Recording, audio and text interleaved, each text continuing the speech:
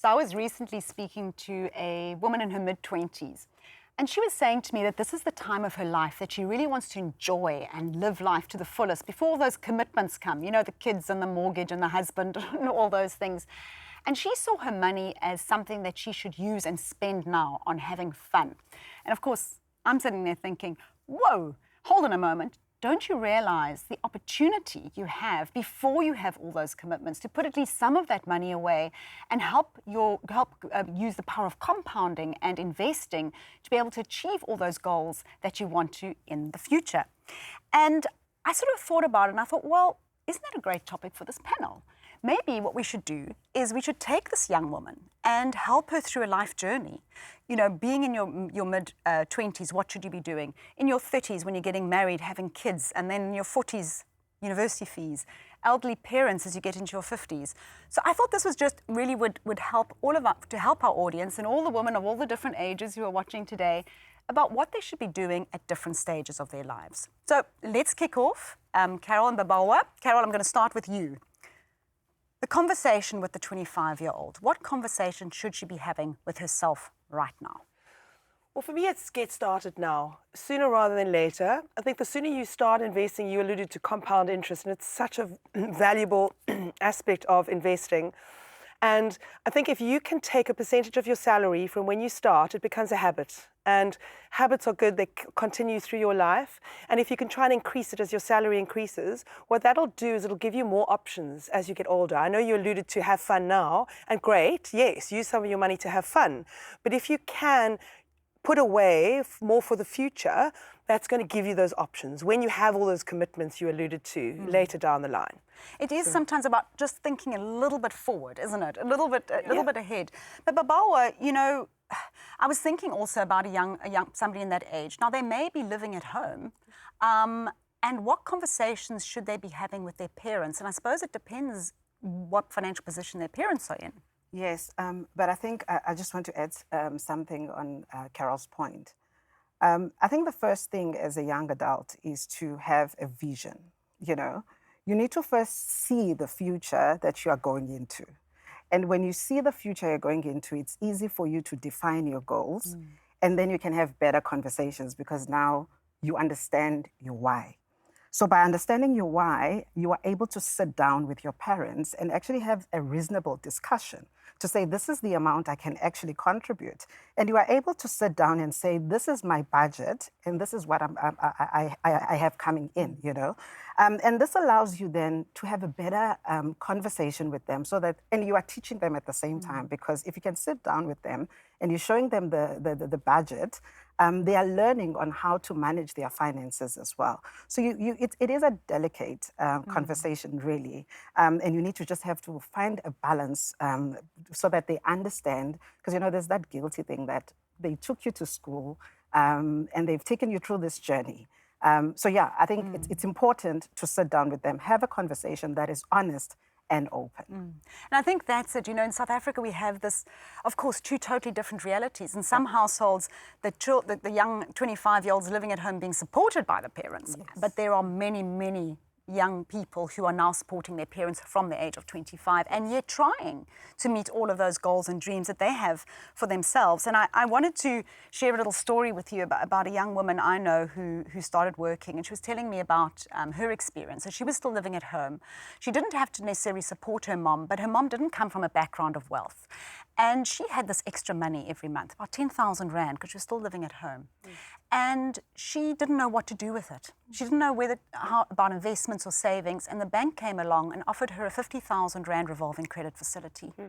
And she thought, this is a fantastic use of my money, right? I get 50,000 and I can pay it back with this extra money of mine.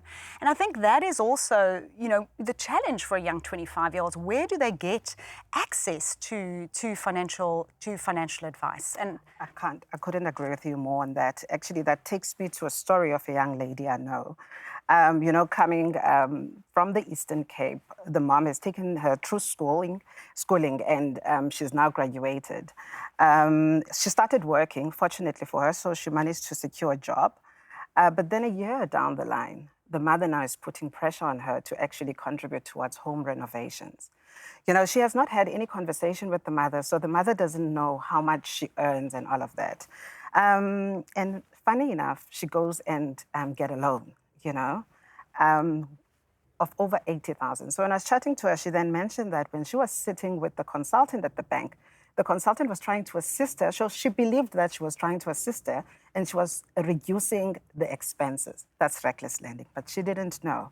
And then she got the funds, the loan. Couple of years later, she loses the job. And currently, she's defaulted. She's sitting with a judgment against her name. And you can imagine that's already a compromise towards the future financial goals. She doesn't have a job. It's difficult to even get a job currently because of that credit record. So I think it's important also to seek financial advice because you then get a great head start. It's somebody who's got knowledge. I mean, we all know that managing finances can be quite intimidating. And it's very difficult to be honest with yourself.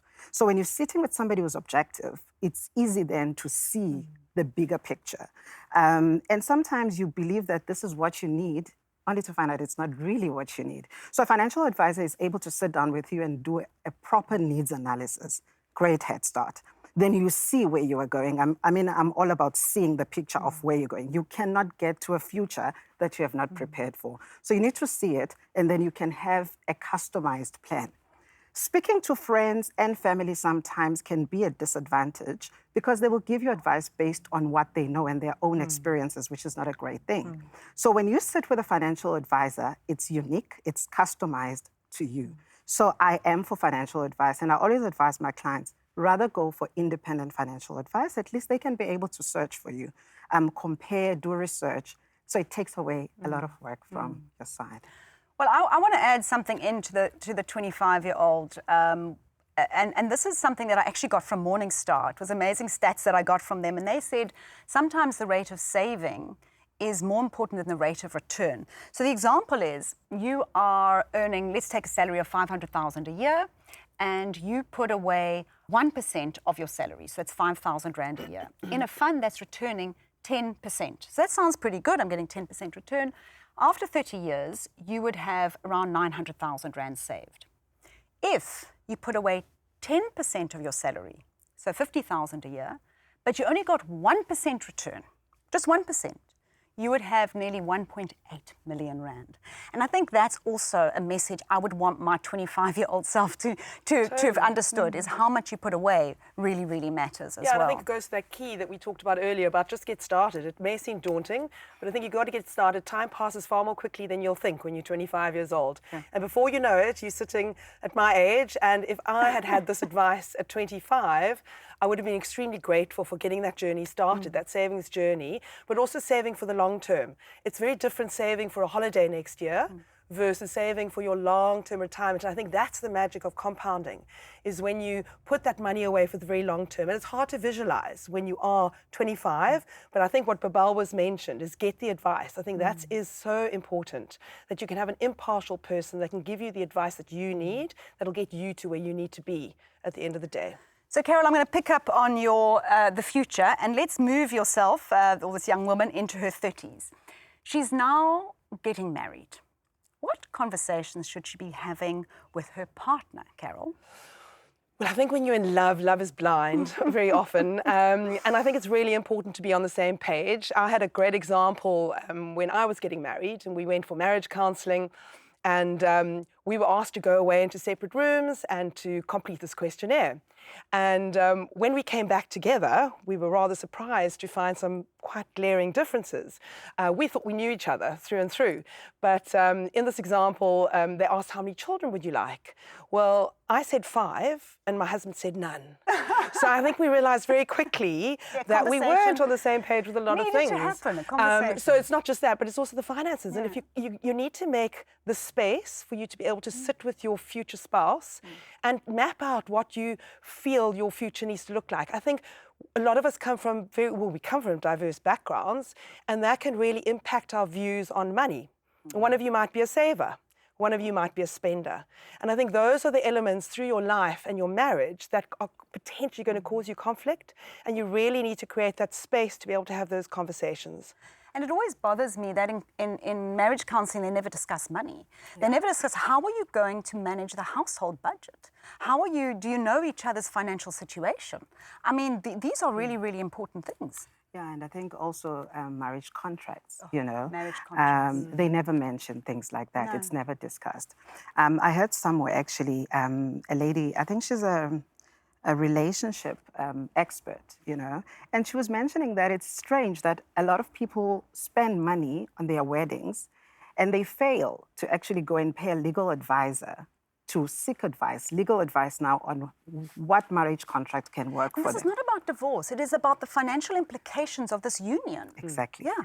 So I think marriage contracts, it's important to understand the marriage contract that you are in and also what you get out of it. You may find that also you are spending more time with family and your husband is taking you out of the joint estate. You have an out of community of property contracts, and that may compromise you in a way. So it's important to seek legal advice. Go and sit with a legal advisor. Get an nuptial contract signed before you get into that marriage if you want an out-of-community marriage.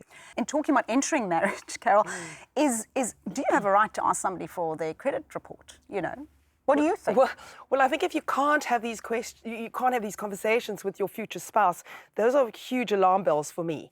So, you know, if your spouse isn't prepared to open up and share his financial or her financial situation, that's a worry. And I really think you should be able to have open, honest conversations about not only your views on money, but also your goals as a couple and what you're wanting. As you've mentioned, setting out and mapping out your future is so important. And these are the conversations, I think, even throughout your marriage, this is the space you need to create, that you can have honest, open conversations about your finances as a couple. Yeah, I mean, I think this is really critical. I think if you're getting married and you are finding these conversations hard, they're only going to get harder. Yeah, 100%. And that needs to be a red flag. I really think people need to think about this. Love is not blind. Well, love is blind. Love is blind. Love is blind. It shouldn't be blind. Love is blind spots, I think, probably.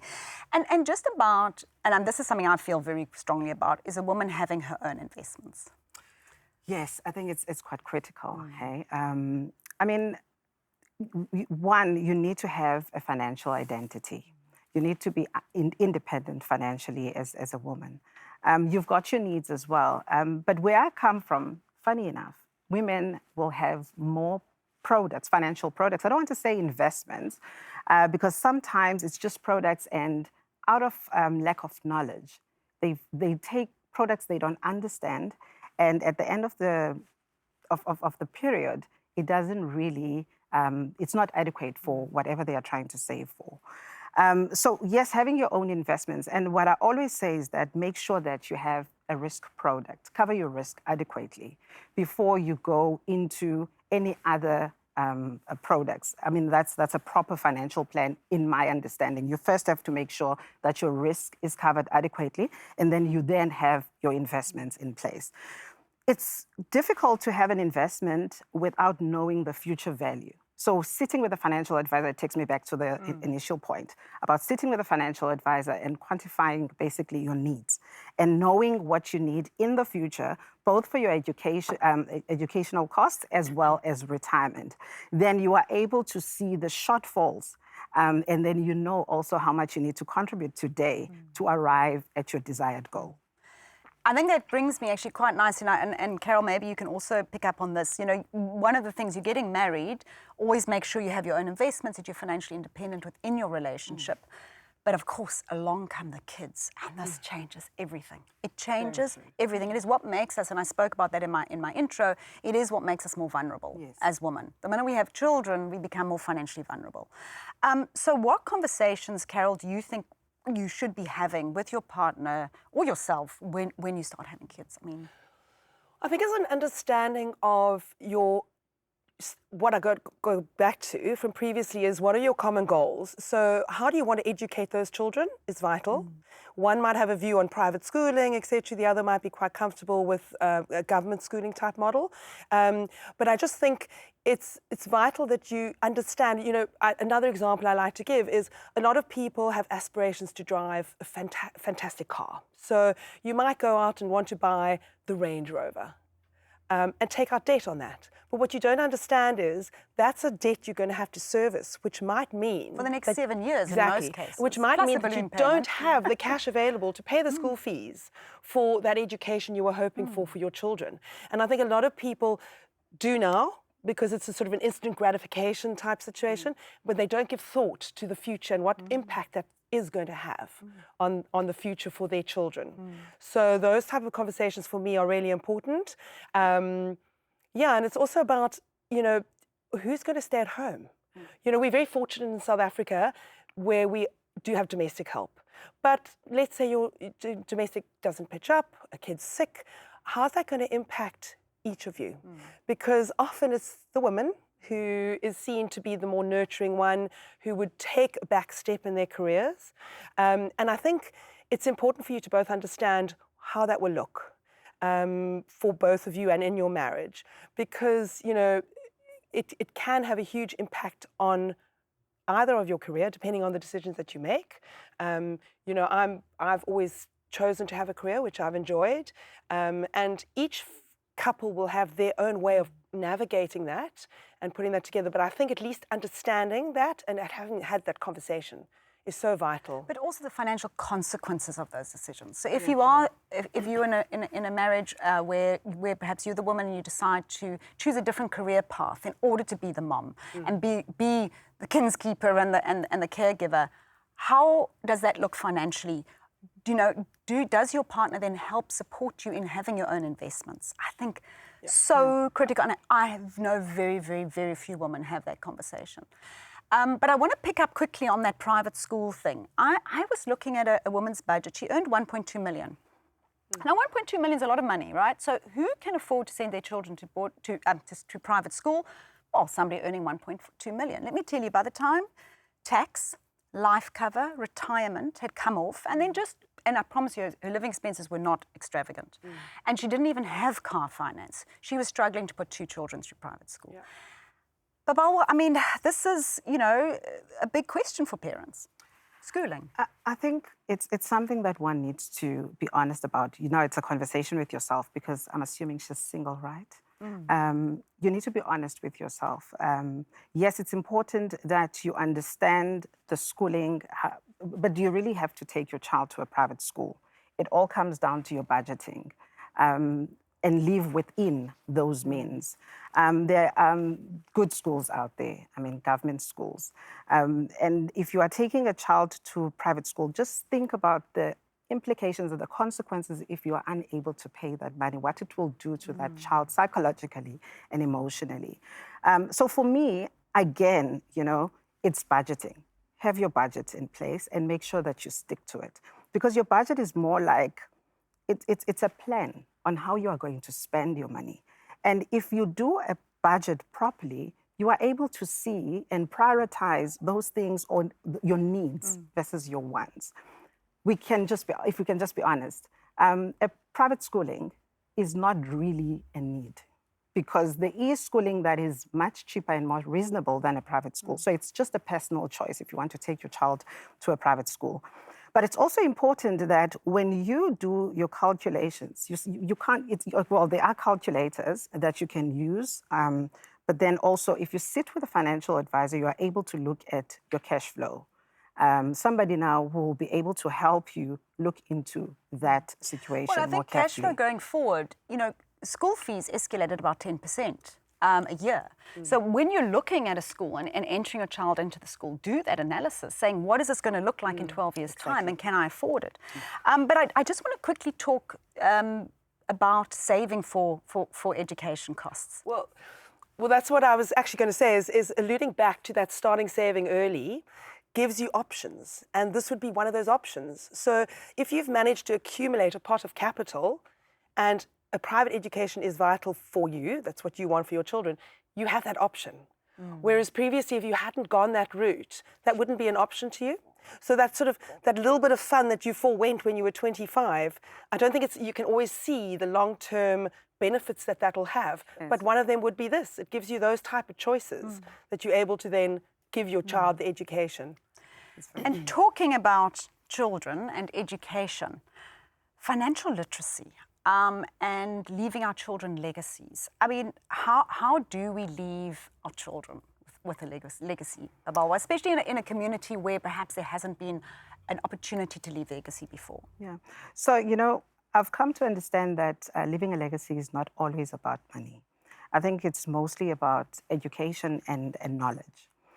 We already know that in order for you to manage your money, you need to have knowledge and skill. And I always encouraged, let me rather put it that way, always encourage my clients to bring in their children to advisor meetings.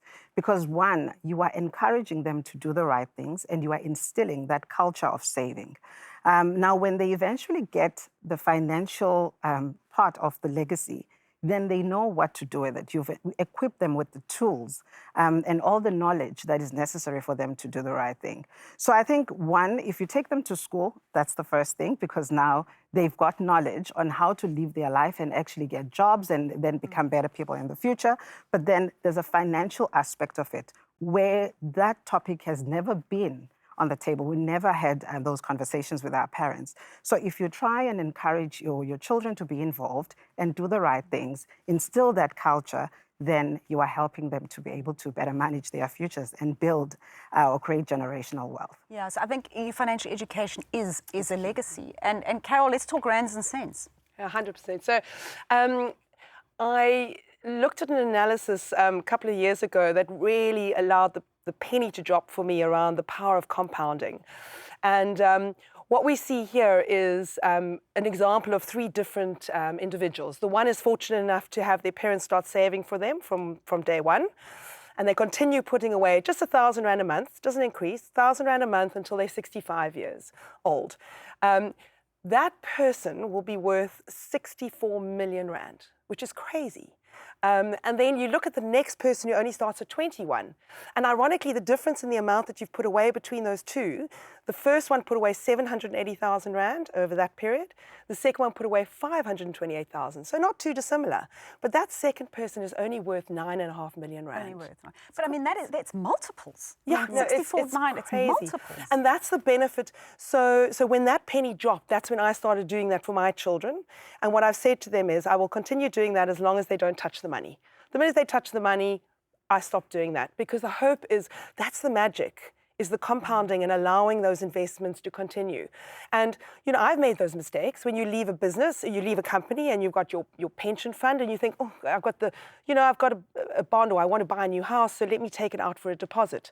And that's unfortunately where a lot of people fall short in this unbelievable magic of compounding, is, you know, start early, as early as you can, and it will have a massive impact. I mean, it's hard to look at yourself at 65 when you're 25. It seems like forever away. You'll never get there. It'll It's never never happen going to happen to me. You'll But be a unfortunately, it does. multi-millionaire somehow by then. You don't have to worry about Yeah, these unfortunately, it things. does. Yeah. It comes Yeah. more quickly than you can ever realize. So the benefit, I think. I think that's such a brilliant, and I want to go back to the 25-year-old and show them that graph and say, listen, maybe you didn't start at the age of 0, but even if you start now, that'll have a consequence.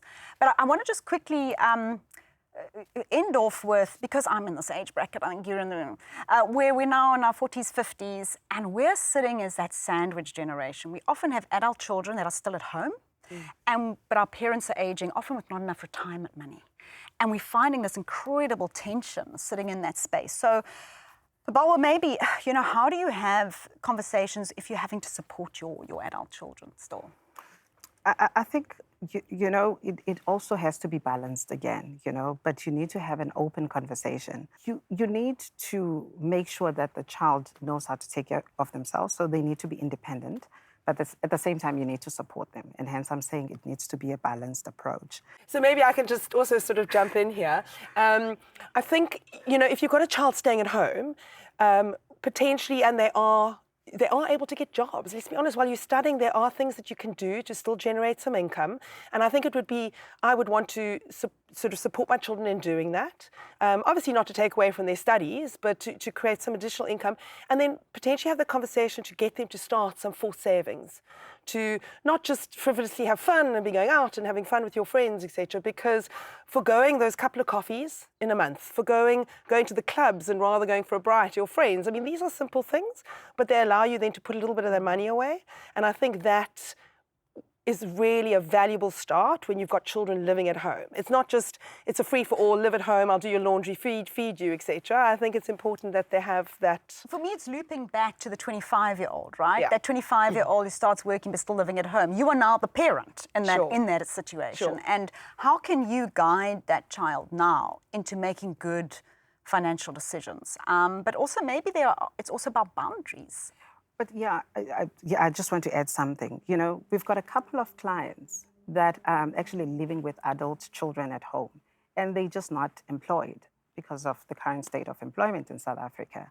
And, you know, what I always say is that at least try and get that child to have a skill. You know, it's not always about traditional employment, you know. If you have a skill, you can actually do something and sell, or just do a side hustle or something like that, that will generate income. So it's basically teaching them how to generate income rather than looking for employment, you know. So that's what I always encourage our clients. I came across a chap whose brother, he was unemployed in that, and he helped him invest in a popcorn machine. And then he made popcorn and sold it at the school or whatever. So sometimes it's also about not giving just money, but giving an investment, saying, right, we can invest in something that will help you earn an income. So I think that would be a great... Give him a fish and he will eat for a day, but teach him how to fish and he will eat for a lifetime.